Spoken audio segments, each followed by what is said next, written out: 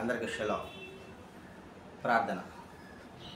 సర్వోన్నతులకు తండ్రి, సర్వాధికారి, సర్వ సృష్టికర్త, నేను నిరంతరం ఏకరీతి గల తండ్రి, మీకు స్తోత్రాలు చెల్లించుకుంటున్నాం తండ్రి. ఉదయకాల వాక్య ధ్యానంలో మాకు తోడై ఉండి నడిపిస్తున్న విధానం బట్టి మీకు స్తోత్రాలు చెల్లించుకుంటున్నాం తండ్రి. మరియు ఉదయకాల సమయంలో నీ వాక్యమును ధ్యానించి తగు రీతిగా మమ్మల్ని మేము సరిచేర్చుకున్నటకు మాకు అవకాశం అనుగ్రహించిన విధానం బట్టి మీకే వేలాది స్తోత్రాలు చెల్లించుకుంటూ మా మనవలను మా రక్షకుడి మోచకుడైన నజరేయుడైన విశ్వమస్య నామమున అడిగి పొందుకుంటున్నాం తండ్రి, ఆమేన్.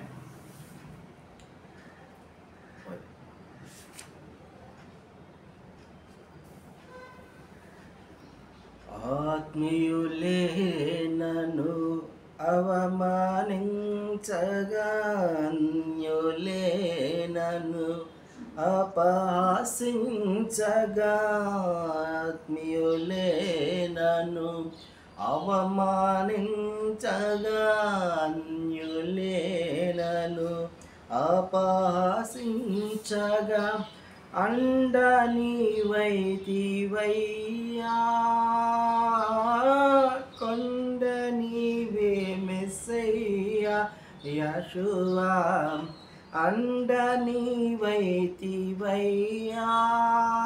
నా కొండ నీవే మెస్సయ్యా యెషూవా, యెషూవా, యెషూవా, యెషూవా, నిన్నే నిన్నే కొలుతునయ్యా, నీవే నీవే నా రాజువయ్యా, నిన్నే నిన్నే కొలుతునయ్యా, నీవే నీవే నా రాజువయ్యా, మెస్సయ్యా మెస్సయ్యా మెస్సయ్యా మెస్సయ్యా మెస్సయ్యా మెస్సయ్యా మెస్సయ్యా యెషూవా, యెషూవా, యెషూవా, యెషూవా. ఈ దినము యెహోషువ గ్రంథము 11వ అధ్యాయాన్ని మనం ధ్యానించుకుంటున్నాం. ఈ 11వ అధ్యాయంలో హసోరు రాజైన యాబీను ఇజ్రాయేలీయులు యెహోషువ సారథ్యంలో అనేక రాజ్యములను, అనేక దేశపు రాజులను ఓడిస్తూ వారిని హతం చేస్తున్నారు. ఆ సంగతి విని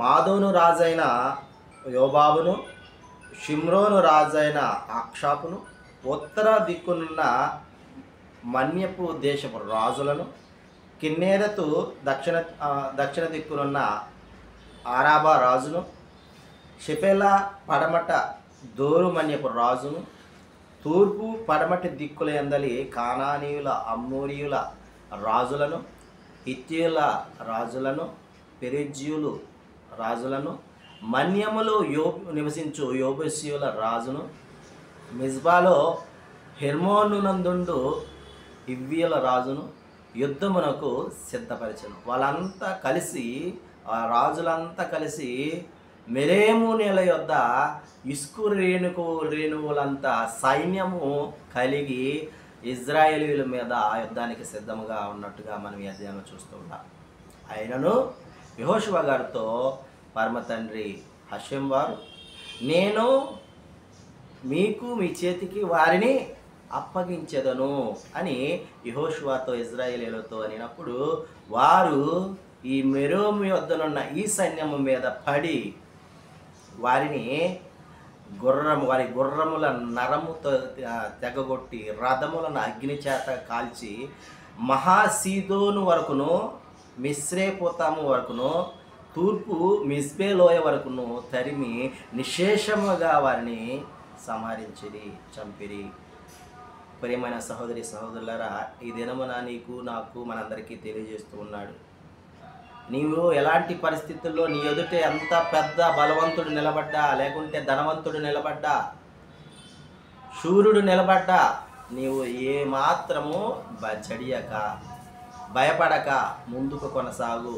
యేషువ మార్గములో, ఆయన ఆజ్ఞలు అనుసరించే మార్గములో, నీతిని అనుసరించే మార్గములో నీవు ముందుకు కొనసాగాలి, వెనుకడుగు వేయొద్దు అని తెలియజేస్తూ ఉన్నాడు. ఎందుకనంటే నీ కన్నా బలవంతులు నీ ముందు నిలబడి ఉండవచ్చు, నీకు అడ్డంకులు కలిగి చేసి ఉండవచ్చు, లేకుంటే నీకు ఉన్న బలహీనతే నీ బంధువులే నీ యొక్క మార్గానికి అడ్డంకులుగా ఉండవచ్చు. దేనికి భయపడక ఆయన నీతిని నెరవేర్చడానికి, ఆయన మార్గములో నిలవడానికి ప్రయత్నం చేయమని ఈ దినమున నిన్ను నన్ను బలపరుస్తూ ఉన్నాడు. ఇసుక రేణువులంతా మరి జనాంగము, వీరులు, యుద్ధ శూరులు వారి ముందు నిలిచి ఉన్నను. హషెం వారు, యావే వారు ఒకటే మాట చెప్తూ ఉన్నారు, నేను నీకు తోడై ఉండేదను, నీవు జడియకము, భయపడకము, యుద్ధమునకు సిద్ధమై వారి మీద పడుము అని చెప్పేసి చెప్పినట్టు రీతిగానే వారు పడినట్లుగా, నిశ్శేషముగా వారిని సంహరించినట్లుగా, వారి రాజ్యాలను స్వతంత్రించుకున్నట్లుగా మనం చూస్తూ ఉన్నాం. ఈ వాక్యం విన్న నీవు నేను అలాంటి భయము నీలో నాలో ఉన్న ఎడల దాన్ని తీసివేసి కేవలము ఆయనకు మాత్రమే భయపడు వారిగా మనల్ని బలపరిచిన యావేకే స్తుతి ఘనత మహిమ చెల్లునుగాక. ఆమేన్.